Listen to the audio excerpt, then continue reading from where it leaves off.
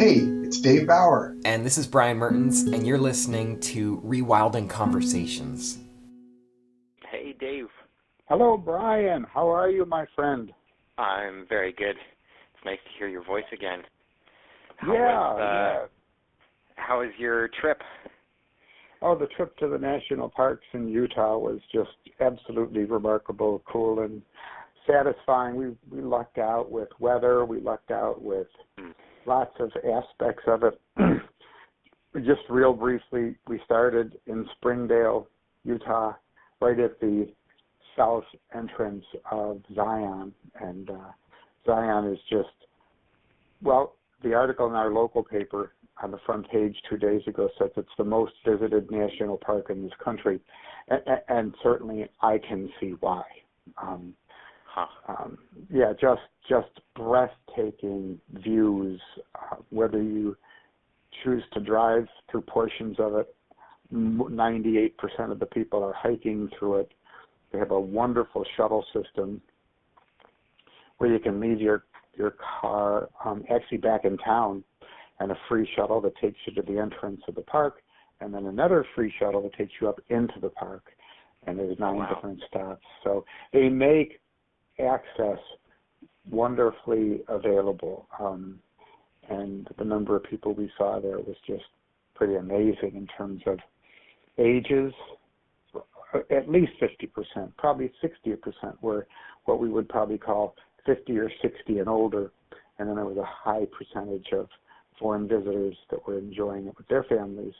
And really young families with tiny little ones strapped to their chests.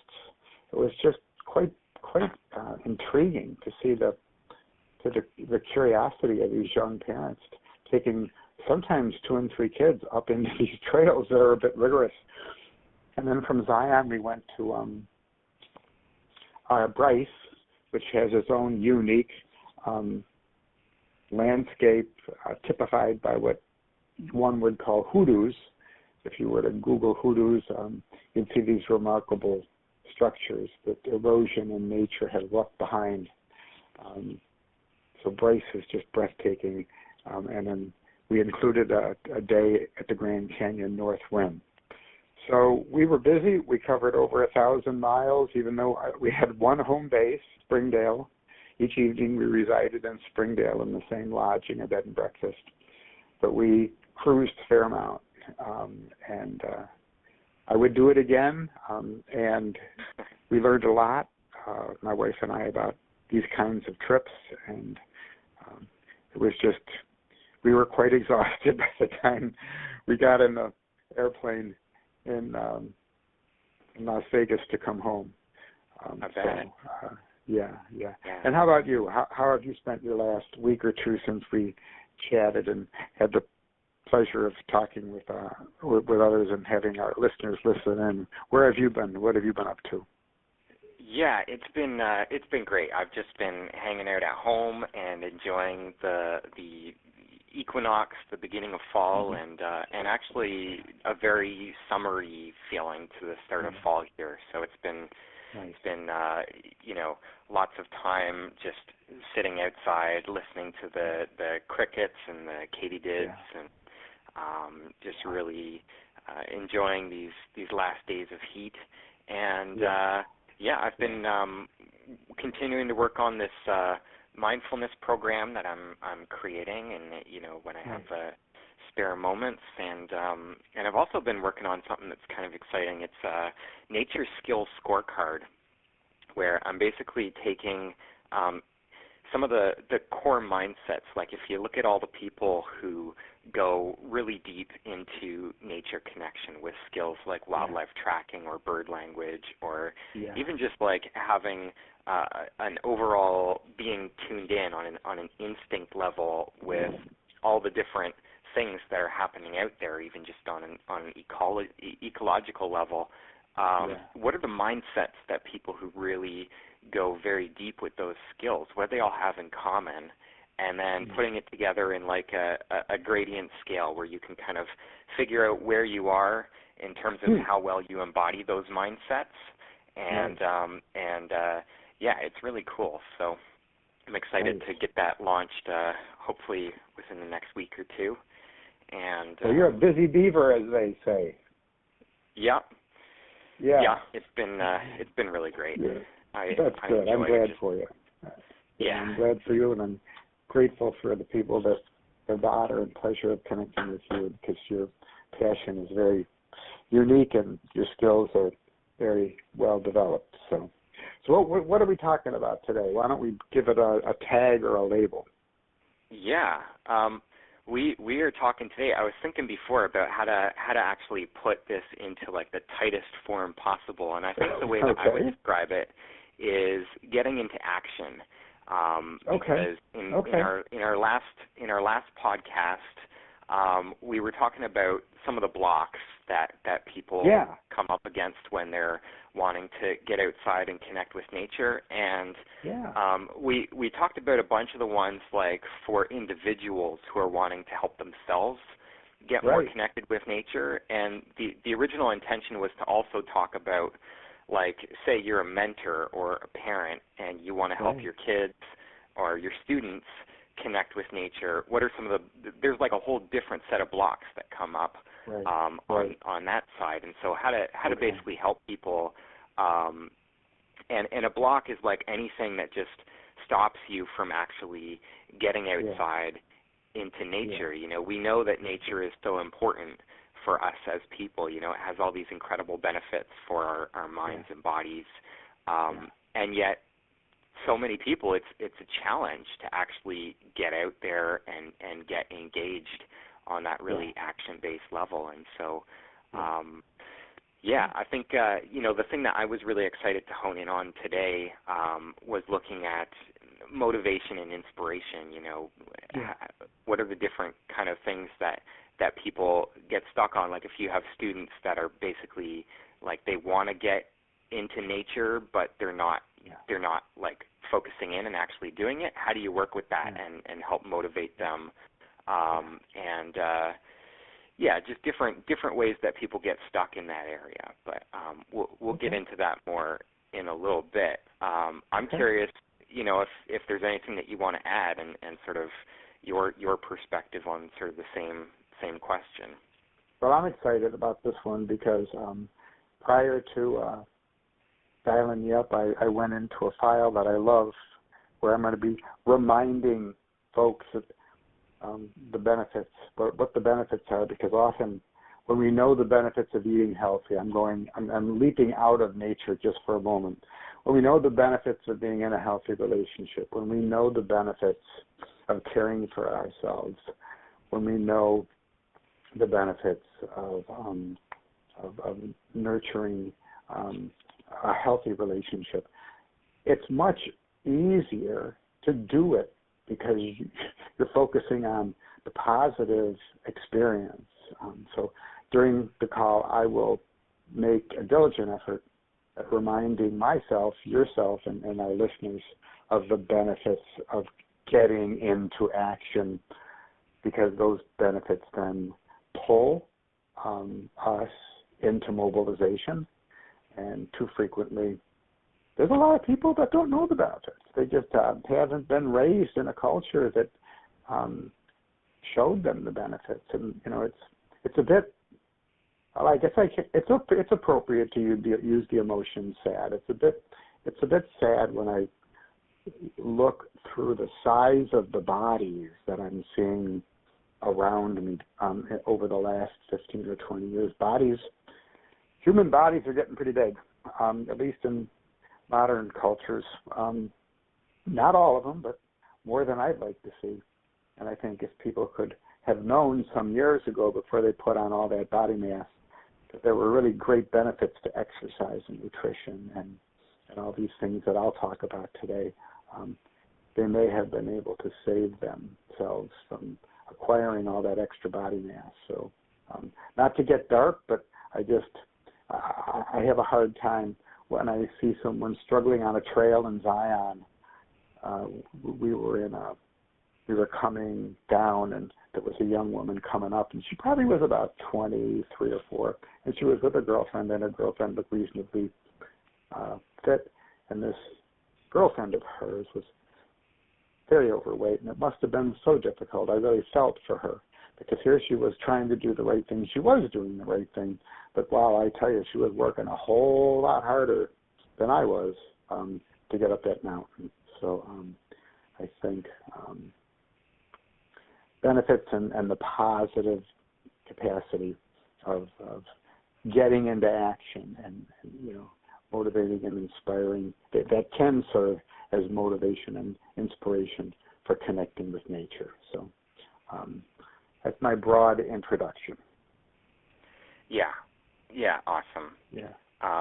And so I guess one of the things that I kind of wanted to sort of introduce as an idea is like that there's, at least what I have written down, 3 different types of people who have motivational challenges, difficulties actually getting out into nature. And I think if we just sort of look at these, it'll give us a framework for thinking about, like, as a mentor, you can be listening and watching and observing your students or your children if you're a parent, for which of these kind of categories is my kid fitting into or my student fitting into. And so the first one that I would say, like, at the most basic level, beginner level, is like people who don't see why nature is important.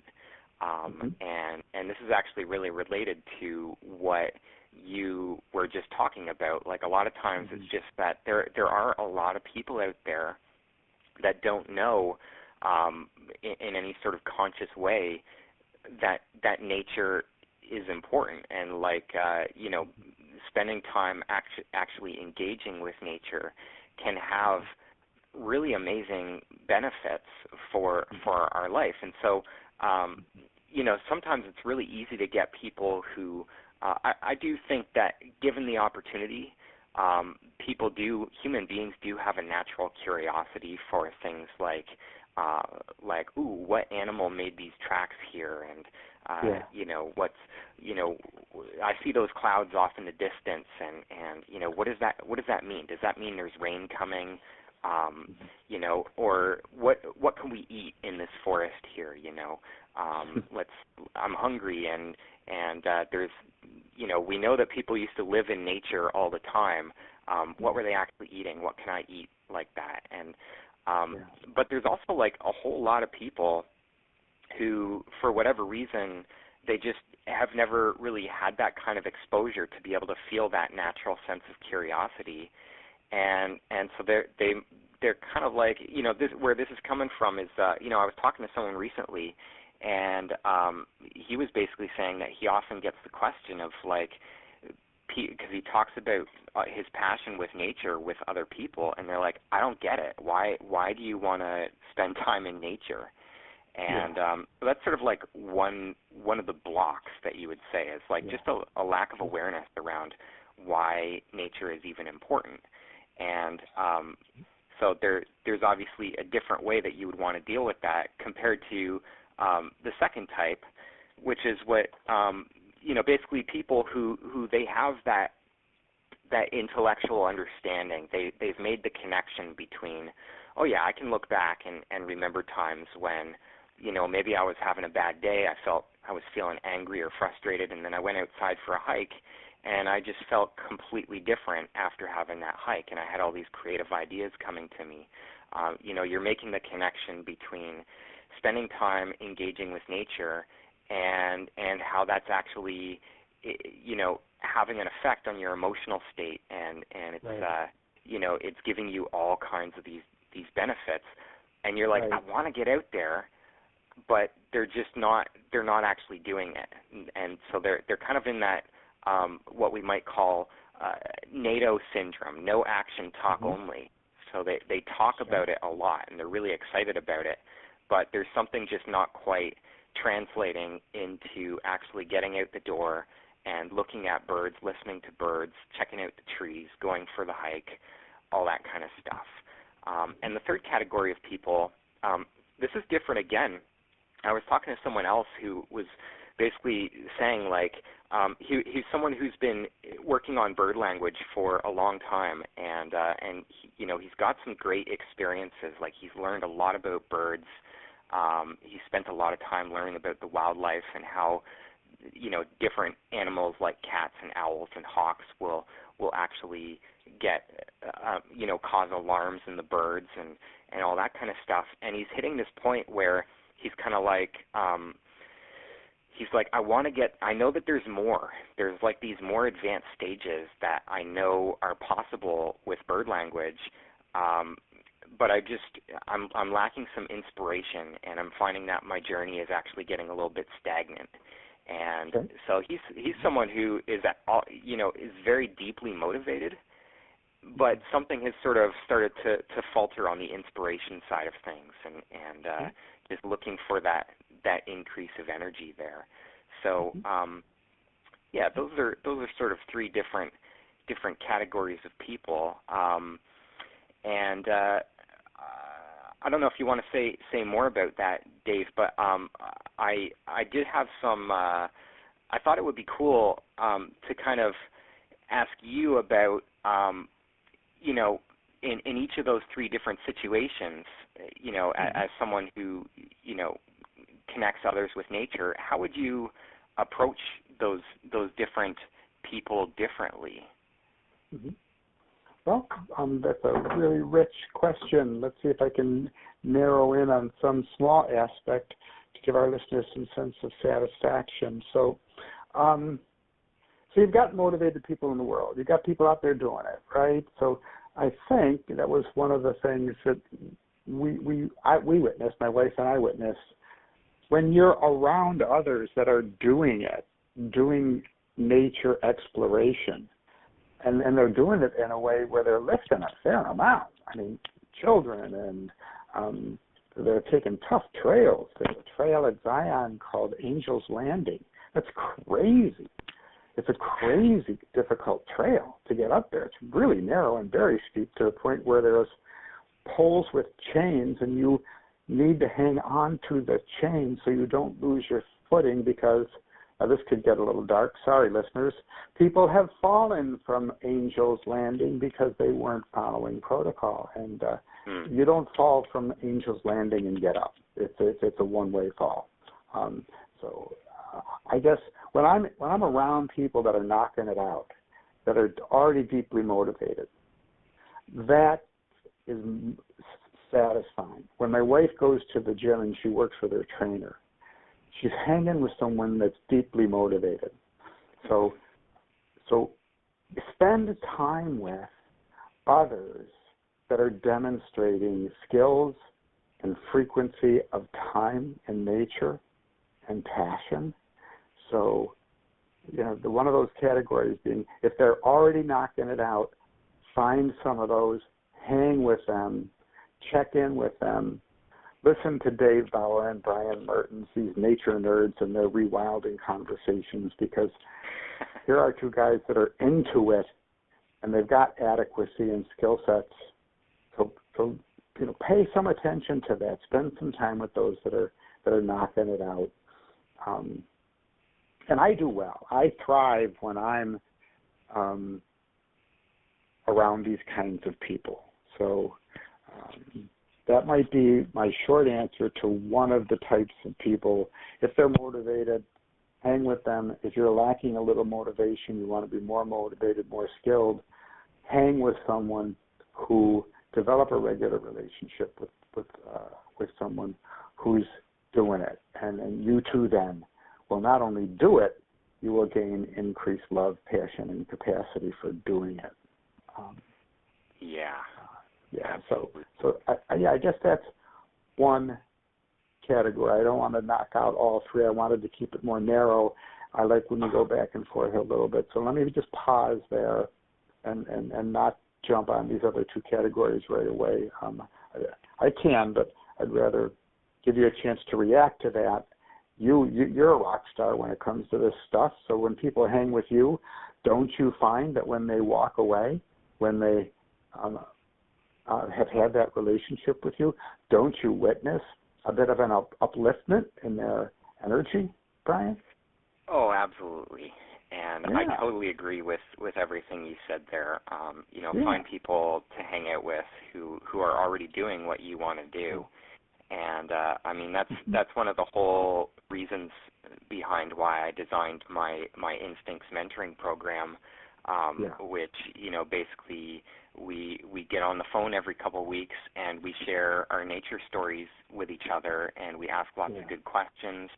And I always learn so much because people bring their own stories about like this thing that they're observing with the bird language, or, someone else has been tracking deer. Another person is just getting all super stoked about wind and like tracking the different patterns of how wind is moving through, and what is the wind actually teaching us about the landscape. And, we just by talking about this stuff, we all go away just feeling this. First of all, we've learned so much, so our minds are stimulated, but we're also like, man, I want to get outside there and pay attention to the wind now. I want to go out there and see if I can notice that bird language thing happening in my area. And I'm right there with you on that one. What would you say to someone who doesn't see the point of connecting with nature? Maybe they're not even at the stage yet where they want to get outside. They see that you're excited about it, but they don't really understand why. So that I would typify that person, young, old, whatever, as being someone that lacks awareness. Because I think, how can you be aware of of some of these benefits? Because they just are so remarkably catalyzing. So what I often do, is I start talking about one or two or three of the benefits until I get a little glow, glisten in their eye, that they're paying attention and I'm getting their attention. So, how can you not want to spend a little bit of time in nature? Let's say it's raining out. I'm not going out in nature. Yeah, okay, I get that, but let's talk a little bit about the benefits of being in nature. So there's so many multiple development domains that get catalyzed, such as if you want to be a little bit more creative and you want to solve problems, creativity and problem solving are significantly enhanced in research that I have right here in front of me on my desk as I'm looking out the window, that you're going to gain greater creativity and problem-solving skills. In fact, they even say something as crazy as, you see a lot of these people jumping on planes and doing all these crossword puzzles and stuff like that. And, good for them. The research is now showing, take a walk around the block and you are lighting up more neural pathways. You are firing more muscles. You are gaining more access to neural development by walking around the block, because of all the senses that are stimulated, than you ever could achieve in doing crossword puzzles and stuff like that for this intellectual growth, so that you don't get, dementia. And I don't mean to diss people who do that. I think there is value. I think most people don't recognize there's multiplied greater value simply by smelling, looking, feeling, and moving your body outdoors for brief periods of time. Cognitive abilities increase, which is what I just talked on. I won't go back to it. For people in academia and you're taking coursework, your coursework performance is enhanced when you get out away from the book and the screen and the keyboard, and you get outside for regular periods of time. And those regular periods of time can be as brief as 10 to 15 minutes. Those people that know someone in their lives that has ADD, we have remarkably more diagnoses of children with some of these symptoms, and we're now becoming aware that in societies and cultures where there's much more time in nature, you see a remarkably low frequency of ADD. So there's something about the fact that when these kids at young ages are in nature more often, these attention deficit disorders diminish or never manifest because their attention is saturated with stimuli when they're in nature. So they don't have disorders. There's sensual stimulation in nature.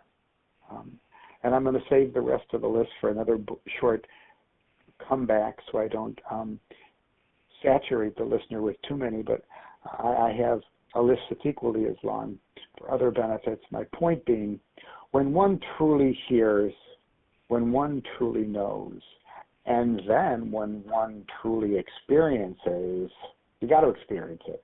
You can read about it forever, but until you yourself experience the creativity, the problem solving, the better cognitive skills, until you see that child that was leaning towards ADD and that ADD behavior begins to slightly diminish, you are then remarkably convinced that yes,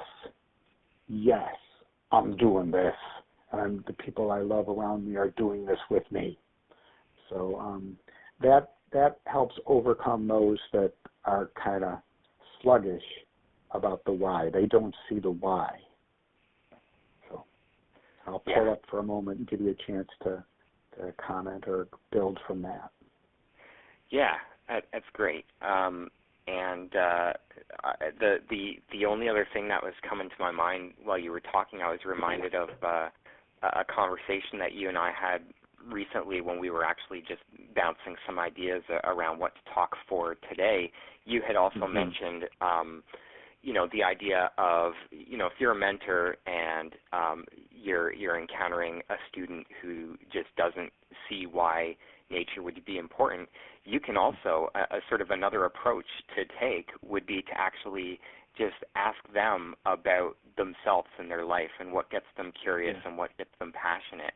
And if you can find, I always like the way you say it, the twinkle in their eye, when you find something, and it doesn't even necessarily have to be directly about nature. It could be something, just anything that gets them a little bit lit up, and and then building a bridge between their passion and the benefits of nature, so they can really see how these things relate together.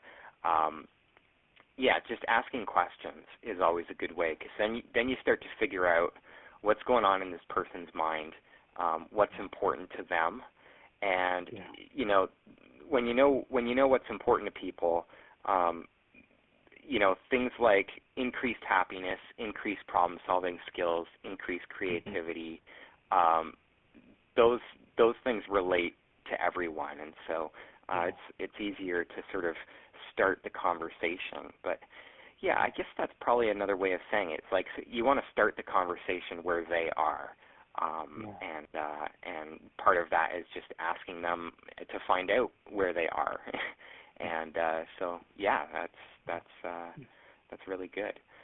I think. Okay, go ahead. Well, I was just going to ask the next question. Did you have something else you wanted to add there? No. I'll lead into it. I've got it here jotted down. Go ahead. Where do you want to go? All right. I was just going to ask about, what about our third category of people? What about someone who is really they want to connect deeply with nature. They've been doing it for a while and getting some really great results. Maybe they've done a bunch of work in tracking. Maybe they've they've got a few years under their belt, and they're sort of hitting a point where they're continuing to push forward. That whole thing, it's starting to stagnate a little bit, and they're just not feeling the same spark that they once were. What would you do with that person? Well, I think you've touched on a remarkably broad human behavior. We all have moments where we stagnate, where we plateau, where we level off, and we seem to sit there for a while because it's comfortable and it's working, and if it ain't broke, don't fix it. It's that kind of approach, right? And then we find out, this is not really working for me. I'm bored. I can do this with my eyes shut. So how do I get out of this comfortable rut I'm in?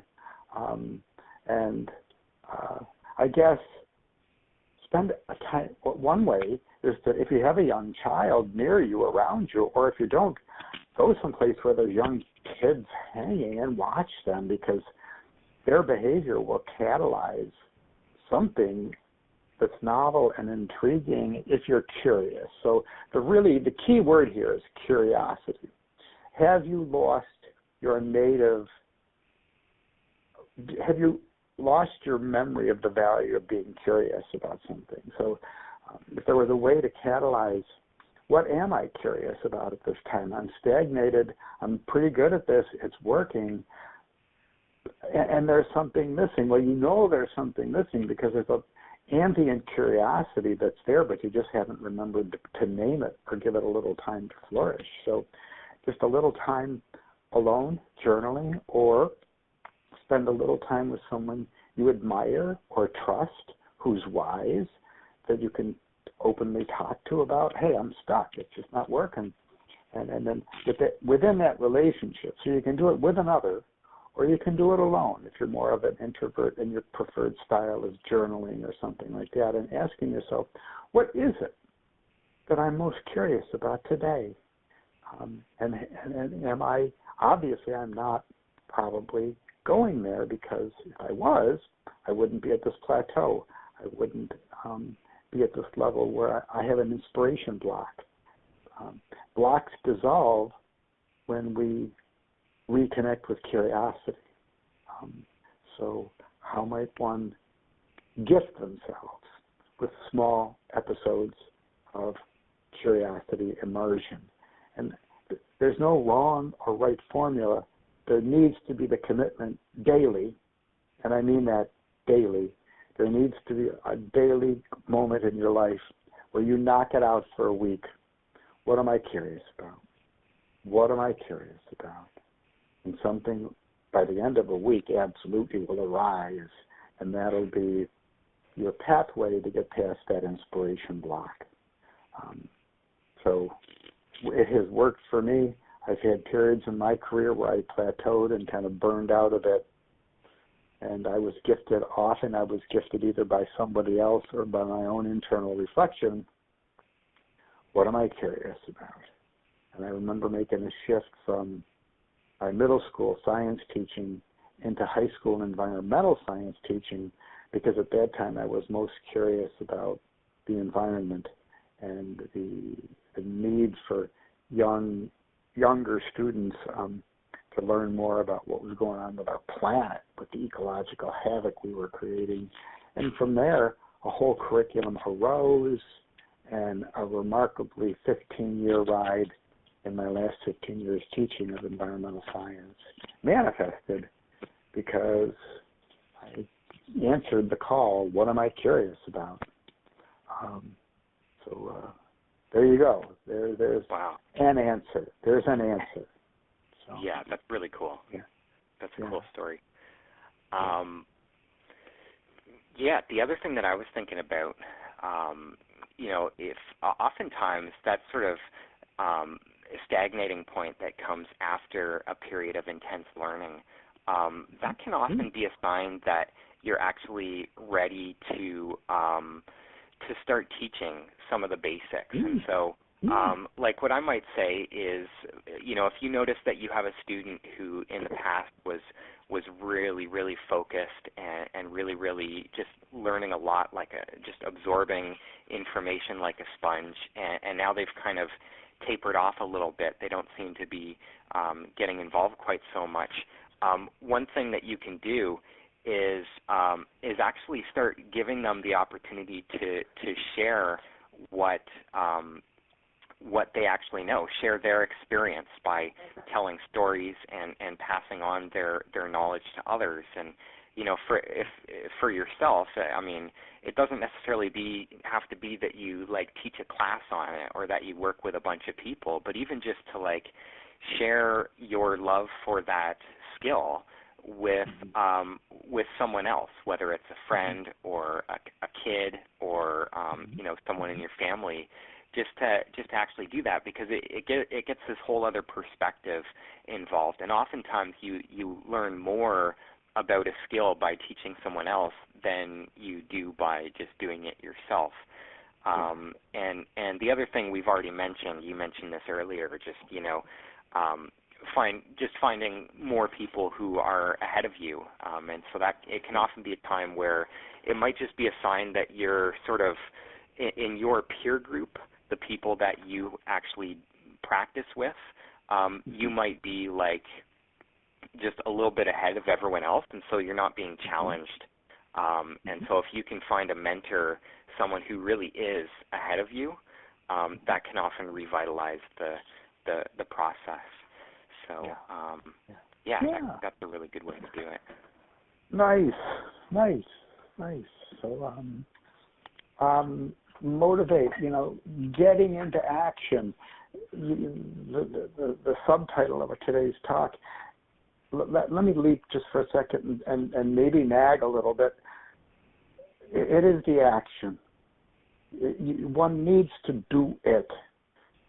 Learning these items, and I'll touch on these remaining ones that I wanted to make sure.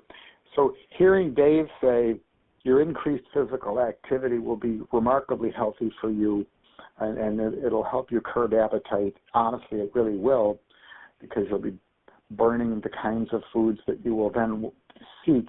When we sit back, we tend to eat foods that we really don't need. When you have an active lifestyle, you tend to eat better because your body is craving the kinds of things that you just burned up, and your appetite is more satisfied when you eat healthier then. Even things like eyesight. There are studies that are being done that children's eyesight and adult eyesight is improved when we're outside, changing our focal lengths frequently from the macro to the micro, from long distance to short distance, which is what we do all the time in nature. But in front of the keyboard and looking at a stagnant monitor, or reading maybe too long in a limited view, eyesight gets lazy. Self-discipline. Who among us doesn't know we'd like to amplify our self-discipline a little bit? Being in green spaces, in green settings, tends to enhance peace of mind, self-control. We find that children that have access to green spaces can control their behavior, particularly adolescents, more easily when they have that time in nature to replenish, to watch how does nature discipline itself. There is nothing in nature that technically misbehaves. There is nothing in nature that technically takes more than it needs. So if we spend time witnessing that, if we watch that, I watched the Orioles come to my bird feeder, and it's a generous amount of grape jelly in the dish, more than any Oriole could consume. But so they take a little bit, and they pull up and they fly away. So they're moderate. They take what they need when they need it, and they stop, even though there's lots there. So, and they go off and burn up energy and do the other things that Orioles and birds do with the energy that they eat. So, it's a matter of doing it. Find out a little bit about it, get a little knowledgeable, hang time with a mentor, and then do it. Get up, do it. Because then the neural pathway will really show up. We don't really authentically develop the neural pathway until we do it. Listening to bird language, get out and listen. You talked about wind. Feel it. Be with it. Pay attention to when it changes. I love feeling a storm coming in. The temperature's dropping. I was out biking yesterday, and I could feel the temperature drop about 5 degrees. And I looked up. I hadn't looked up. I'm watching the road. I'm biking. And I look up, and I go, whoa, there's some pretty serious dark clouds coming in here. I better turn back, and, I'm starting to get soaked. Unfortunately, I got within about a half a block of my home when the sky opened up. But if I hadn't felt the cool temperature of the front coming in, I wouldn't have been reminded, dude, there's something underway here. Look up. And there was the huge big black cloud, you know. So it's that kind of stuff that I find satisfying and rewarding and makes me smile at what I know and what I don't know. So back over to you. Yeah, I just want to focus in on one thing that you mentioned there, and you know, it's just around this idea that you know, doing it, actually taking the action, and the way that I would say this is doing it once makes you more likely to do it again, and you know, doing it twice makes you more likely to do it 3 times. And the more that you do it, I like to use the analogy of like a snowball rolling down the hill, that sometimes when we first make a decision that we want to consciously start connecting with nature, it does take a little bit of effort to actually get your butt out the door, you know, and just really focus in. Use your senses consciously to watch and look and listen and smell and you know, check out all the different things that are happening out there. But every time you do it makes you more likely to do it again, and it really does get easier and easier, and it's like that snowball at the top of the hill. You just roll it a little bit and it gets a little bit bigger, and at first you have to actively push it in order to get it moving along, but it will hit this point where you know, nature just has this natural ability to capture curiosity and capture passion and interest, where the snowball will just start to roll down the hill all on its own, and it just keeps getting bigger and bigger and building momentum, and you will hit a point where you won't have to try anymore in order to get yourself out there and get all those rejuvenating benefits of nature, because you start to feel this love for the whole process, where you feel pulled to get out there because it's what you want to do. You genuinely love doing it so much, and so that's we just encourage you to stick with it, stick with the conversation, keep trying stuff out, take a little bit of action, just keep it really simple, and I think I'll stop there. All right, well, one more thing I need to add, because I'm teaching a mindfulness class at a local high school. I get the honor and privilege of doing it once a year for one semester, and it's on Wednesday afternoon, so I get to go. And I'm looking at something that you shared a little while ago. Too much energy scatters our focus. So, you know, if and a tenet of mindfulness is to do one thing. How simple? 3 words. Do one thing. And I have discovered as I've aged, when I find myself just not satisfied, edgy, it's often because I have been doing multiple things for the last hour or 2 or 3 or days, and start doing one thing. And instantly, you talk about mindfulness in your this course that we may co-create. You've taken the lead on.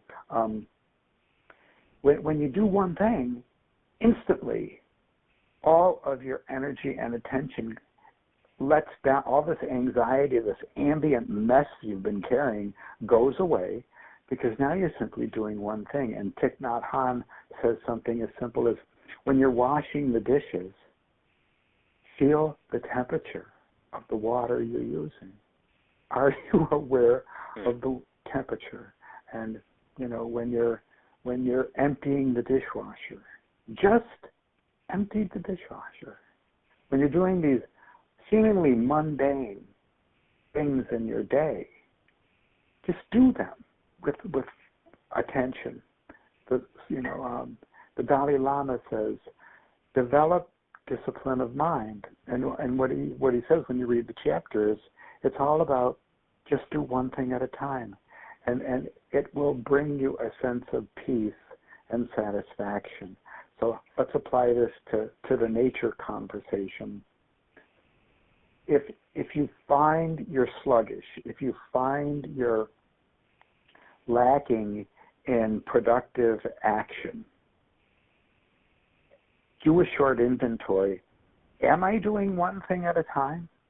Or am I often doing multiple things at a time? Because when you make that shift to doing one thing, inside your home, outside your home, you will find a quieting of your mind and spirit that will help you refocus. So, and it is only in refocusing, it is only in clarity of mind that you're going to shift into healthy action, the title of today's talk.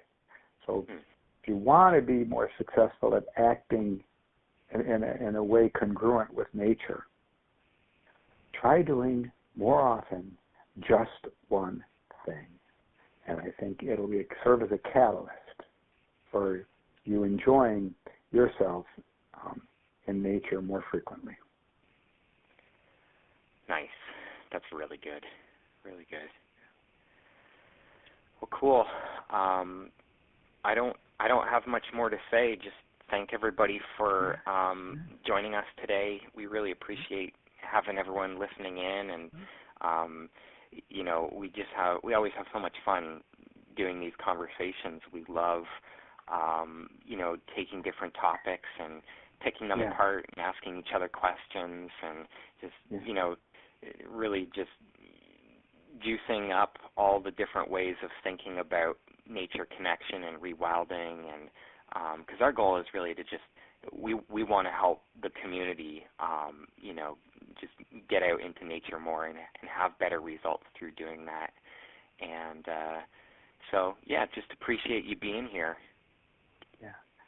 Yeah, very much. Thanks for listening in. And if you're a social media person that even touches lightly on social media, go to Rewilding Conversations on Facebook, and you'll see where we have our podcasts in the queue.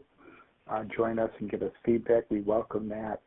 I know I have a conduit called Creative Nature Play. I'd love to have you come over there and visit me and discover more about Creative Nature Play. And Brian, if they wanted more on you as a person in nature, where could they peek to get a little bit more on you? Yeah, I'm over at naturementor.com. That's nature-mentor.com. And I got lots of different resources on there. Feel free to just say hi on my About page. That's a good way to get in touch with me. So let's connect with each other, folks, motivate each other. And if you have a skill, find a way to gift it with others. And if you're seeking a skill, get into action and then take one of the steps that we maybe lightly touched on today, and maybe we'll mobilize the kind of change we're seeking for ourselves.